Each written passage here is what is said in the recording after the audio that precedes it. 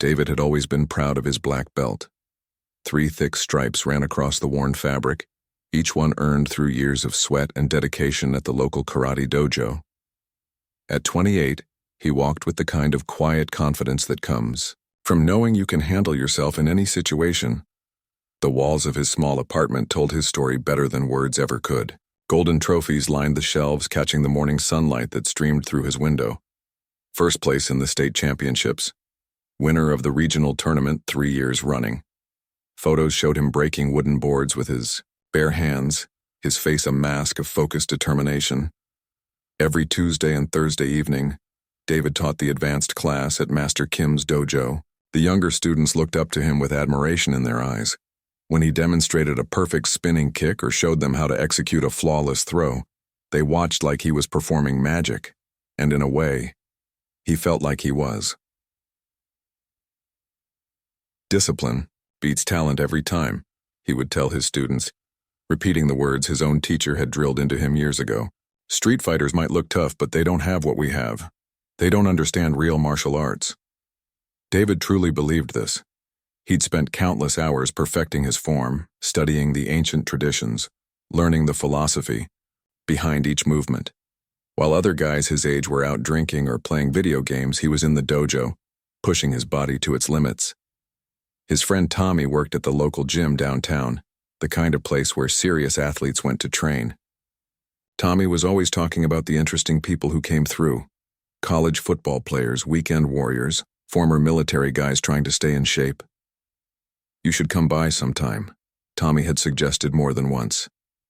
There's this veteran who just started coming in. His name's Alex. Really quiet guy, but you can tell he's seen some stuff. Might be interesting for you to meet him. David had always brushed off the suggestion. What could some ex-soldier teach him that he didn't already know?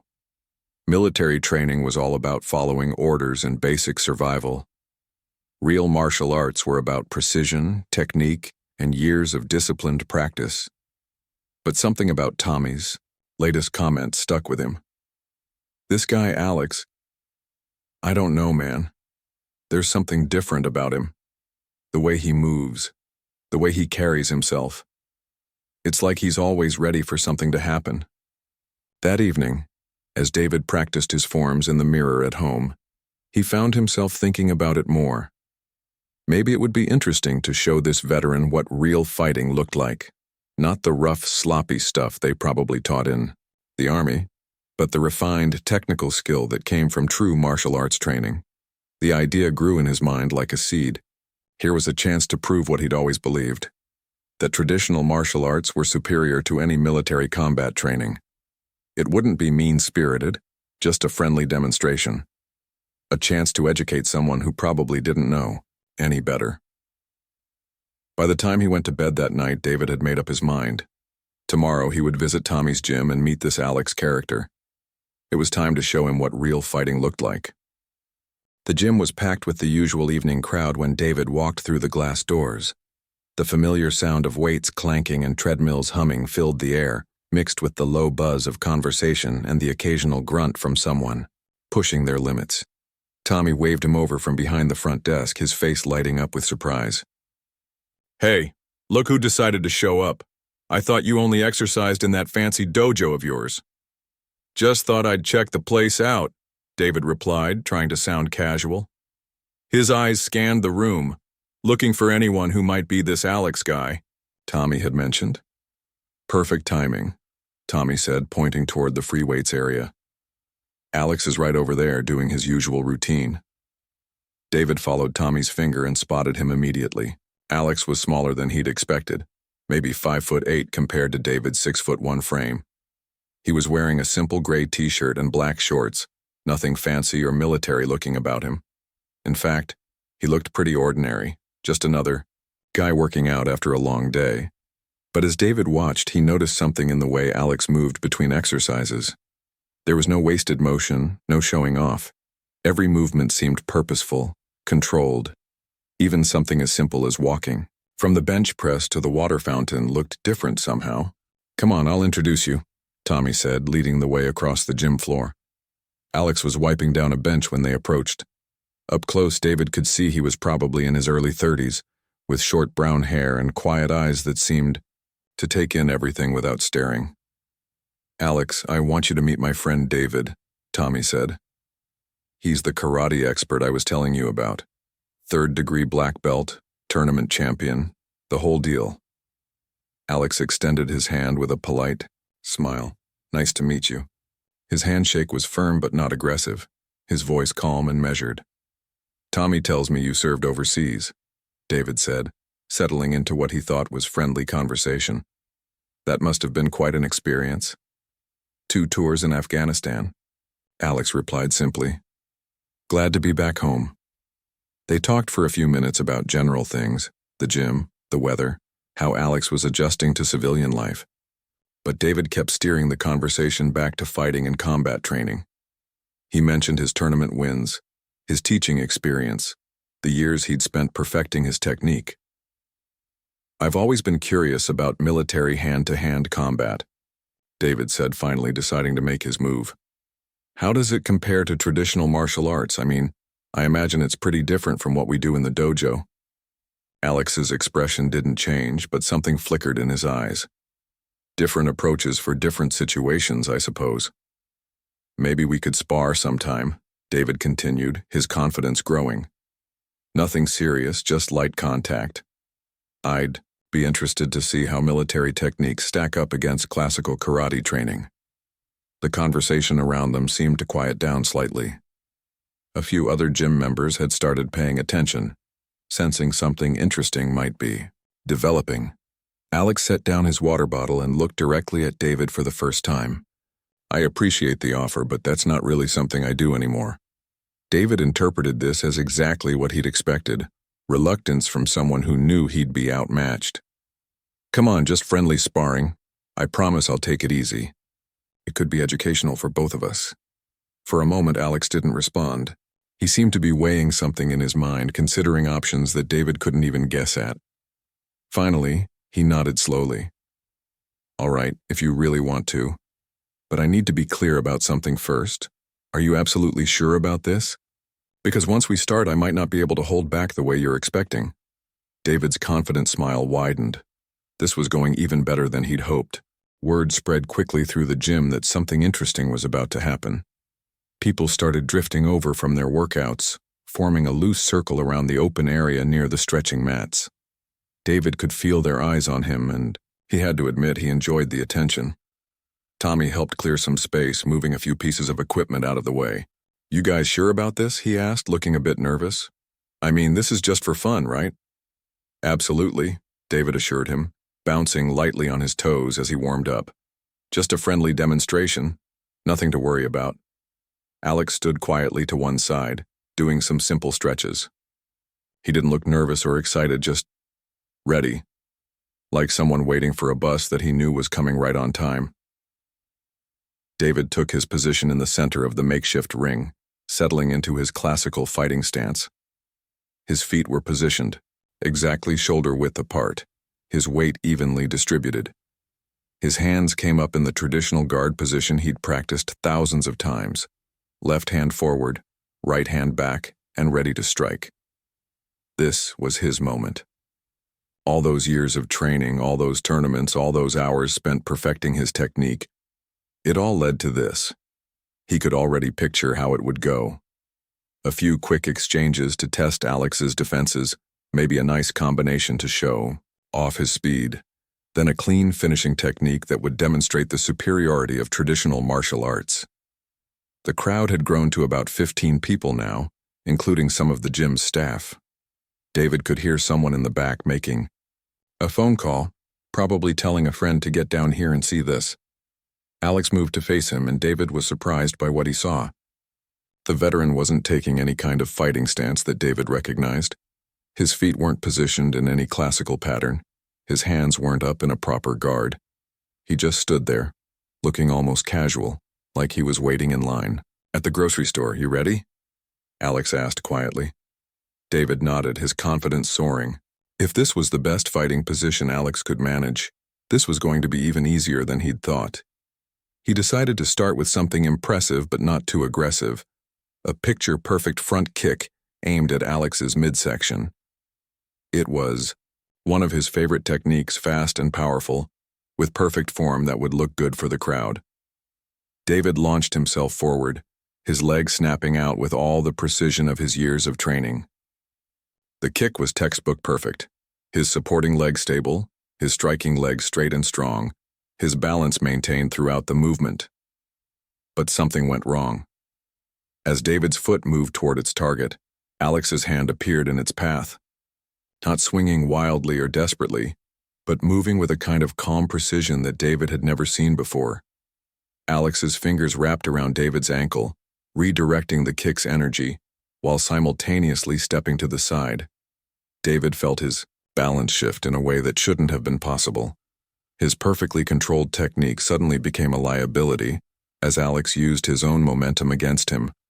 Before David could even process what was happening, Alex had moved inside his guard. One moment David was throwing what should have been a perfect kick. The next moment he felt Alex's presence right beside him, too close for any of his techniques to work. Then the world turned upside down. David's face hit the mat with a sound that echoed through the suddenly silent gym. His right arm was locked behind his back in a position that sent sharp pain shooting through his shoulder. Alex's weight was pressing down on him, not crushing but absolutely controlling, making it impossible to move or escape. The entire exchange had taken less than 3 seconds. David tried to push himself up, tried to use his strength to break free. But every movement only made the pain in his shoulder worse. Alex's control was complete and effortless, like he was holding down a child rather than a grown man and tournament champion. "Tap," Alex said quietly, his voice showing no strain or effort. David's face burned against the mat, partly from the impact and partly from the crushing realization of what had just happened. Around him, the gym was dead silent except for the distant sound of someone's forgotten treadmill still running in the background. The silence stretched for what felt like hours but was probably only a few seconds. David could feel every pair of eyes in the gym focused on him, lying face down on the mat with his arm twisted behind his back. The position Alex had put him in wasn't just uncomfortable, it was completely helpless. "You good?" Alex asked, and David could hear genuine concern in his voice. David managed a small nod against the mat. Immediately the pressure on his back disappeared, and his arm was released. Alex stood up and stepped back, then extended his hand to help David to his feet. Pride warred with practicality in David's mind. Every instinct told him to refuse the help, to get up on his own and try to salvage some dignity from this disaster. But his shoulder was throbbing, and he wasn't sure he could manage it gracefully by himself. He took Alex's hand. Alex pulled him up easily, steadying him when he swayed slightly. "You all right? Nothing pulled or strained?" "I'm fine," David managed, though his voice sounded strange to his own ears. He rotated his shoulder gingerly, testing for damage. It hurt, but nothing seemed permanently wrong. The crowd around them began to disperse, people drifting back to their interrupted workouts. But David could feel their glances, could hear the low murmur of conversation starting up again. He caught fragments of words. 3 seconds. Didn't see it coming. Holy shit. Tommy appeared at his elbow, looking worried. "Dude, you okay? That was intense." David nodded numbly. He wanted to leave, wanted to disappear, wanted to pretend this had never happened, but his legs felt unsteady, and he wasn't sure he trusted himself to walk normally just yet. Alex was already moving away, heading back toward his workout as if nothing had happened, like he'd just finished a casual conversation about the weather, instead of completely destroying 3 years of David's tournament victories in the span of a heartbeat. "Wait!" David called out, his voice cracking slightly. Alex turned back, his expression patient and calm. David opened his mouth to say something. He wasn't sure what. An excuse, maybe. An explanation for what had gone wrong. Some way to make sense of what had just happened to him. Instead, what came out was, "How?" Alex studied his face for a moment, then walked back over. He gestured toward a bench against the wall, away from the main workout area. "You want to sit down for a minute?" David nodded, not trusting his voice. They walked over together, Alex matching his pace without making it obvious he was doing so. Sitting down felt like a relief David hadn't known he needed. His hands were shaking slightly, and he clasped them together in his lap to hide it. Everything he thought he knew about fighting, about his own abilities, about the years he'd spent training, it all felt like a lie now. "Look," Alex said, settling beside him. "I didn't want to do that. You kept pushing, and sometimes the only way to make a point is to make it clearly." David stared at the floor between his feet. "I don't understand what happened. My technique was perfect. I've landed that kick hundreds of times in tournaments." "Your technique was perfect," Alex agreed. "But perfect for a tournament, perfect for a controlled environment with rules and referees and safety regulations." "Then what was that?" David asked, finally looking up. "What did you just do to me?" Alex was quiet for a long moment, seeming to choose his words carefully. "That was what I learned when perfect technique wasn't enough to keep me and my squad alive." The simple honesty of it hit David like a physical blow. While he'd been winning trophies and teaching classes and perfecting his forms, this man had been in places where fighting wasn't about points or judges or looking good. It was about survival. "I've been doing karate for 15 years, David said quietly. "And it shows," Alex replied. "Your form, your balance, your conditioning, all excellent. But there's a difference between martial arts and combat, a big difference." David felt something crumble inside his chest, some fundamental belief about himself and his abilities that had been holding him up for years. For the next hour, David sat and listened as Alex explained what had really happened during those 3 seconds that had changed everything. "When you threw that kick," Alex began, "it was technically perfect. Great form, good speed, proper balance. In a tournament against someone following the same rules you were, it probably would have scored points." David nodded, still trying to process it all. "But I wasn't following tournament rules," Alex continued. "I was following the rules I learned in Afghanistan, where the only rule is staying alive and keeping your team alive." Alex explained how military combatives weren't about looking good or following traditional forms. They were about ending threats, as quickly and efficiently as possible, using whatever worked in that moment, regardless of how it looked or whether it followed classical techniques. "Your kick was coming straight at me, which made it predictable," Alex said. "In a real fight, predictable is dangerous. I could see it coming, redirect it, and use your own momentum against you before you could recover." David listened as Alex described his training. Not in a comfortable dojo with padded mats and structured lessons, but in desert compounds and military bases where mistakes got people killed.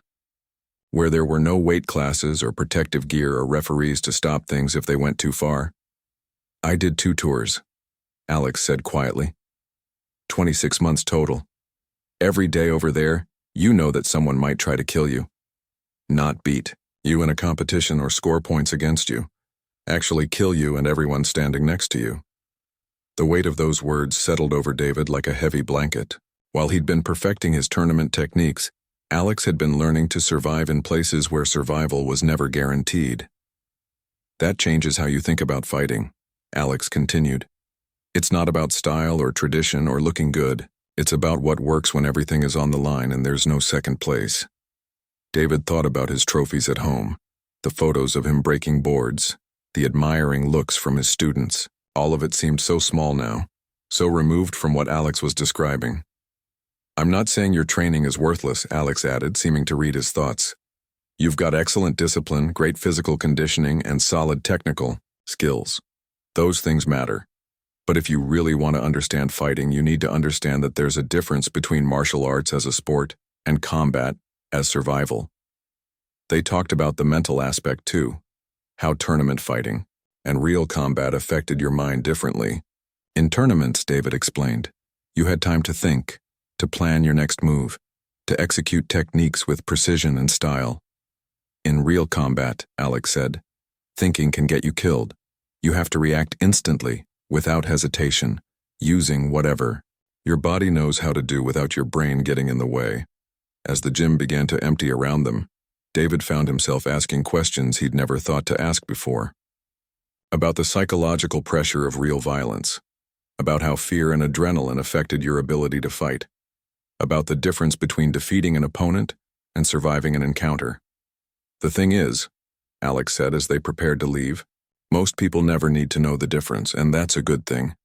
You live in a world where fighting is a sport, where there are rules and safety measures and trained officials.